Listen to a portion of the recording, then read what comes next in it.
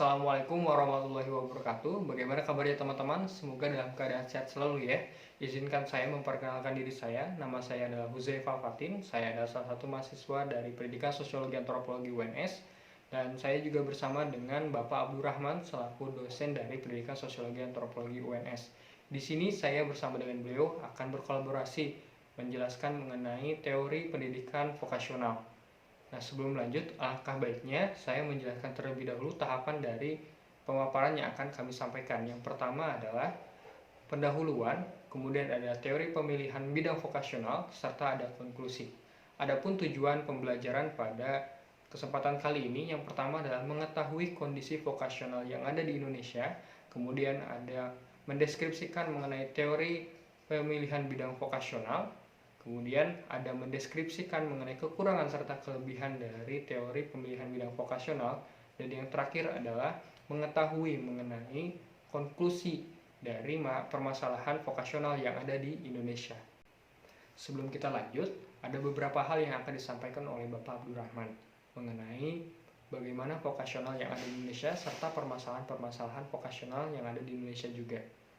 Tolong simak baik-baik ya teman-teman. Ini bagus sekali bagaimana memotret pendidikan vokasi yang ada di Indonesia. Jadi pendidikan vokasi itu sebenarnya bukan sesuatu yang lama. Sejak dulu sudah tumbuh berkembang, cuma hanya berhenti di tingkat SLTA, yaitu namanya Sekolah Menengah Kejuruan. Itu bisa STM, bisa STMP, pertanian, bisa SEMEA, ada sekolah menengah komputer, ada SMK, K untuk tatap muka rumah tangga dan sebagainya. Jadi sekolah menengah kejuruan itu dalam sejarah di Indonesia sudah ada sejak dulu. Sekolah menengah vokasi juga bukan sesuatu yang baru. Di Solo itu ada sekolah namanya Amikael, ya, itu bahkan itu sebelum merdeka sudah ada. Jadi dibawa oleh Belanda dan Jerman, mendirikan ATMI, Akademi Teknik Mikael, itu menjadi rujukan dunia. Satu-satunya lab school yang untuk internasional produknya bisa diakui. Jadi kondisi di Indonesia, beberapa daerah seperti Solo itu adalah menjadi contoh yang baik dalam membangun sebuah sekolah kejuruan atau sekolah vokasi tingkat akademi yang sudah terbukti handal, produknya diakui luar negeri, bahkan hasil pendidikannya sudah ditunggu oleh orang banyak dalam segala jenis industri. Kemudian pada umumnya di tingkat nasional, sekolah pendidikan kejuruan sebenarnya juga tumbuh di kota-kota besar seperti Surabaya, Medan, Palembang, Jakarta, Bandung, Sulawesi Selatan. Itu sekolah kejuruan sudah tumbuh berkembang sejak lama.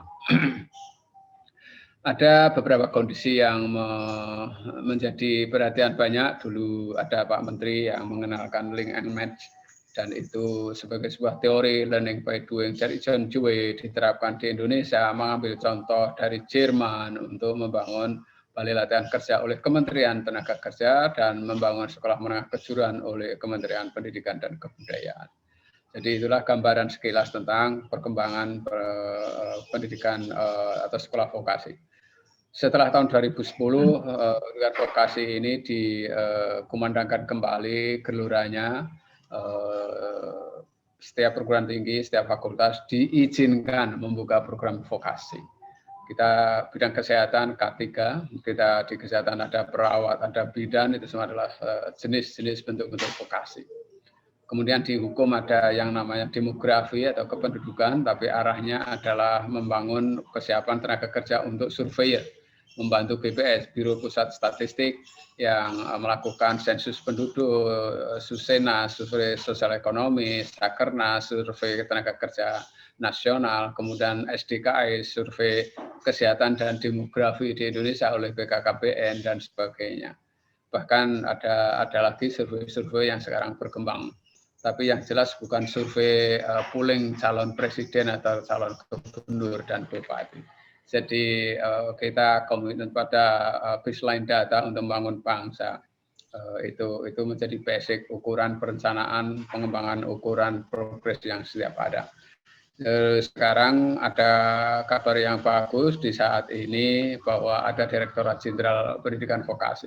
Ini kabar bagus, ada policy yang legal, ada program yang jelas, ada anggaran yang jelas. Sehingga tantangan bagaimana memperluas akses pendidikan vokasi, meningkatkan mutu alumni dan proses belajarnya, meningkatkan efisiensi, efektivitas lembaga-lembaga pendidikan vokasi di setiap universitas maupun sekolah kejuruan di bawah gubernur ya, tingkat provinsi itu adalah bagian dari upaya untuk memperbaiki tata kelola sekolah kejuruan di tingkat SMA maupun sekolah vokasi di setiap perguruan tinggi.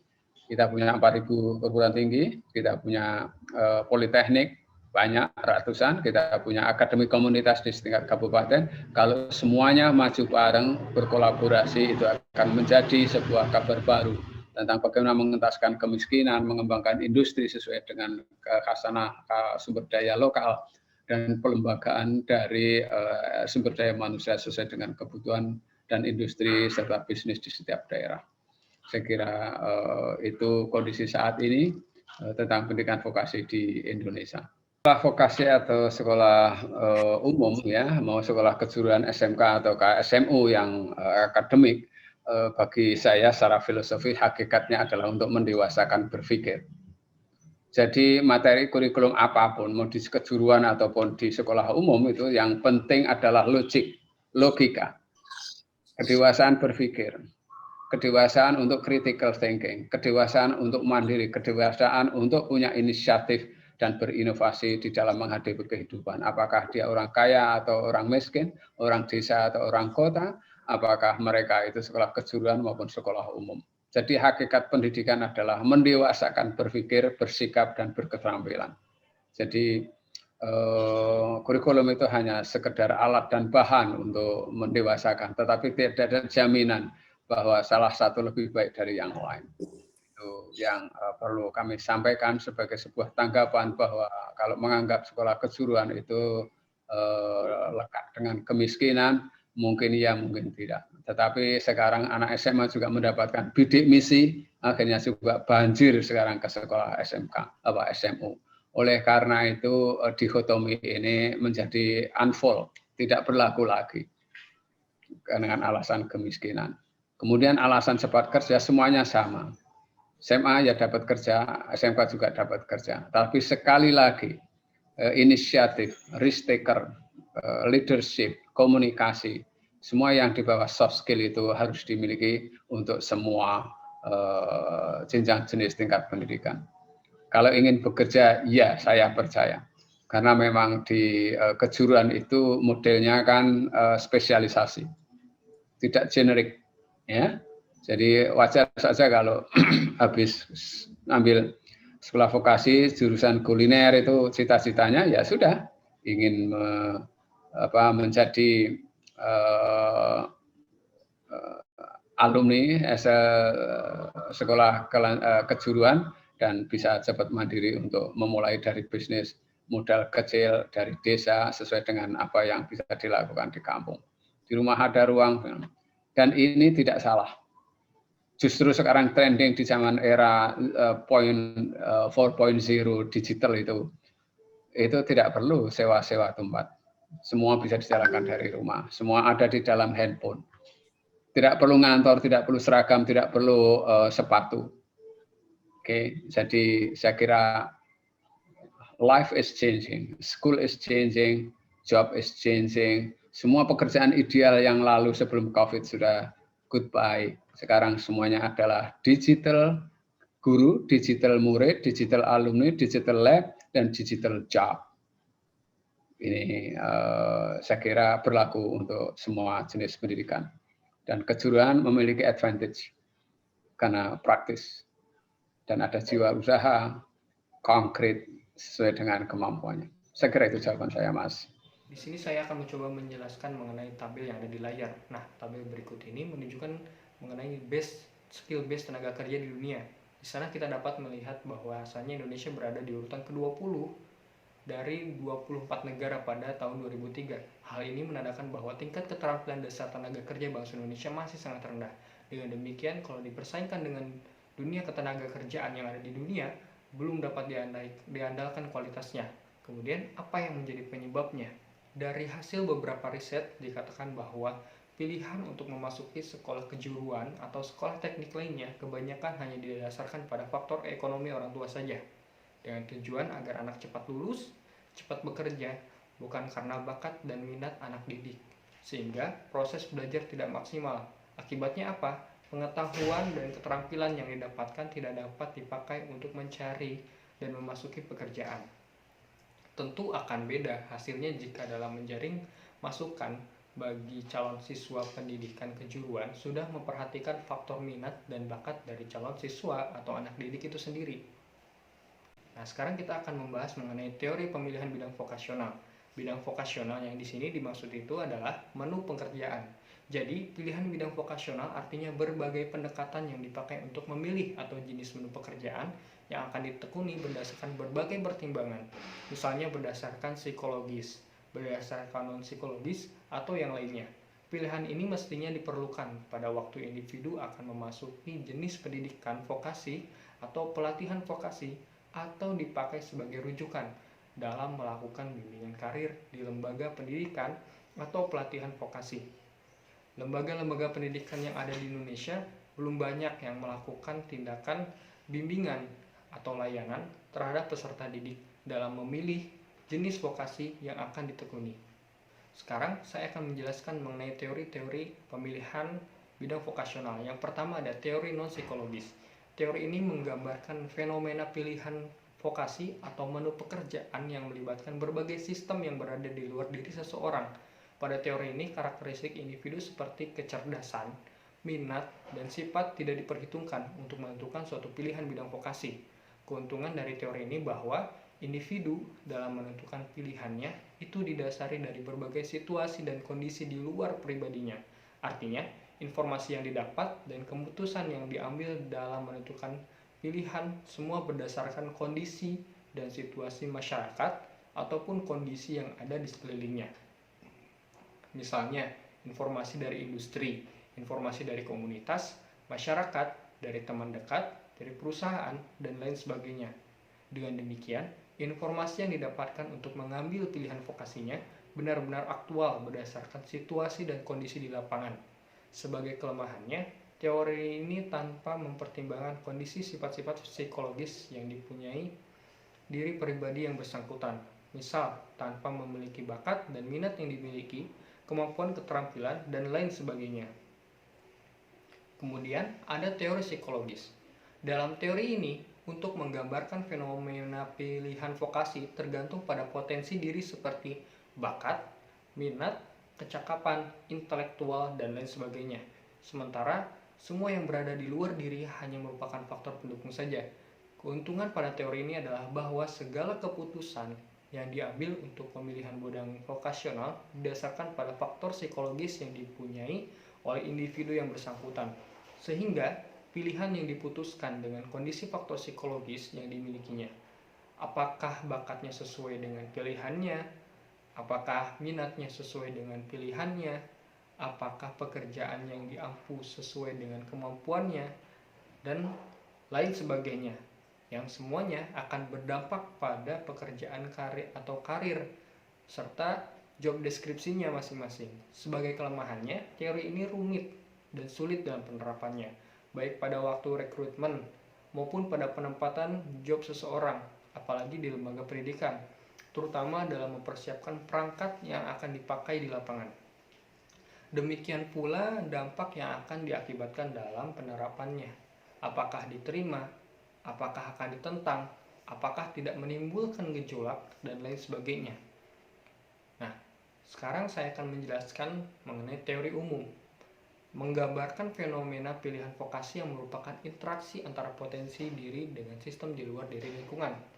Teori ini mempunyai keuntungan, yaitu bahwa individu dalam mempertimbangkan memilih pekerjaan didasari adanya interaksi antara potensi diri dengan sistem yang ada di luar. Karena memasuki pekerjaan merupakan interaksi antara pilihan vokasi dan seleksi pekerjaan.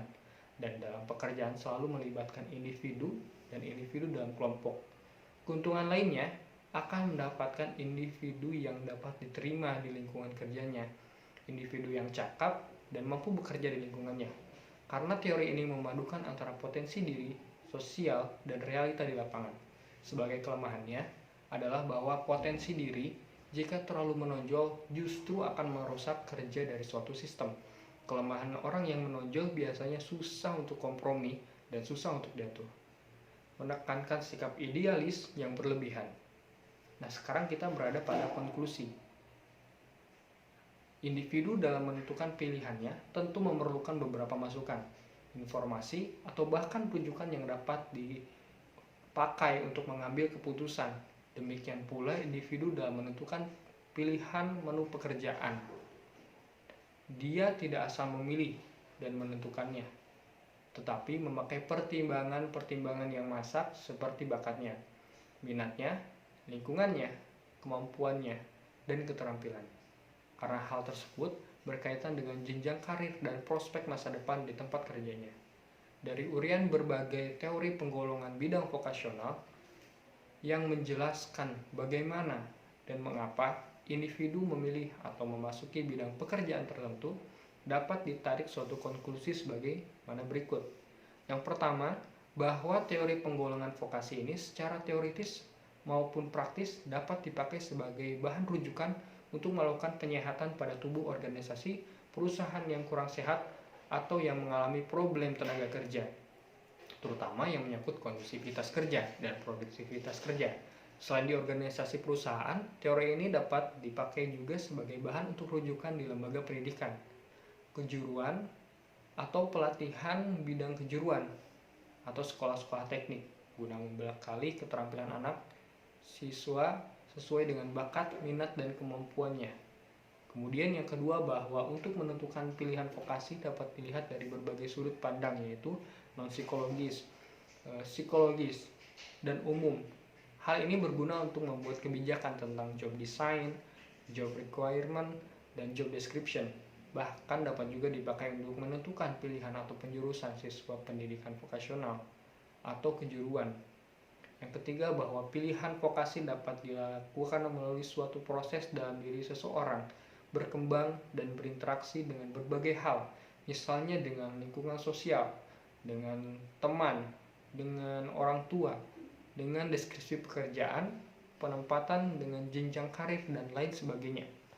Kemudian yang keempat, untuk pendidikan vokasional sebaiknya atau bahkan seharusnya melaksanakan, mengembangkan, dan membudayakan dengan melakukan bimbingan vokasional atau bimbingan karir untuk anak didiknya, dengan harapan lulusannya jika kelak akan bekerja sudah mempunyai kompetensi pilihan yang sesuai dengan bakat, minat, dan keterampilan yang dimilikinya. Kemudian yang terakhir adalah bimbingan vokasi ini dapat juga diberikan pada siswa sekolah lanjutan tingkat pertama atau SLTP yang akan melanjutkan studi ke jenjang berikutnya, misal ke SMK dengan jurusan tertentu, dengan memberikan berbagai pilihan yang sesuai dengan bakat, minat, kemampuan, dan keterampilan yang dimilikinya. Sebelum mengakhiri video ini, saya sudah menyiapkan beberapa pertanyaan untuk menguji sejauh mana teman-teman memahami materi yang sudah disampaikan dengan mengklik link Gform yang sudah saya sematkan pada layar. Nah, teman-teman juga saya harapkan dapat memberikan komentarnya pada kolom di bawah mengenai hal menarik apa yang sudah teman-teman dapatkan pada kesempatan kali ini. Sekian materi yang dapat saya sampaikan, semoga bermanfaat untuk teman-teman semuanya. Terima kasih atas perhatiannya. Wassalamualaikum warahmatullahi wabarakatuh.